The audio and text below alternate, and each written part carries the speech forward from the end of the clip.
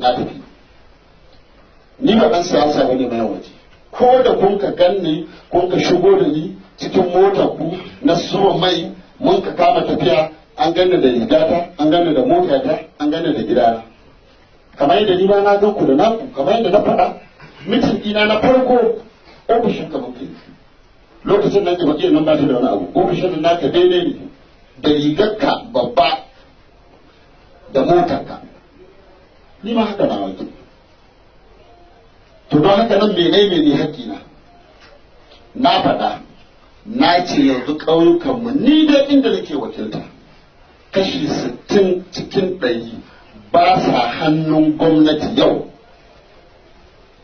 Masu hukunci a wannan wuri waɗannan mutane ne waɗanda suke ɗauke da makamai suna yawo da su, wanda duk ya cika hito ya ce Kabiru ƙarya kake, shi kenan magana a ƙare.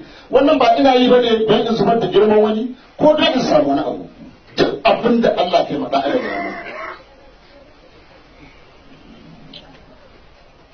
Na ɗauke nan, na ce ana yawo da bindigogi tsirara.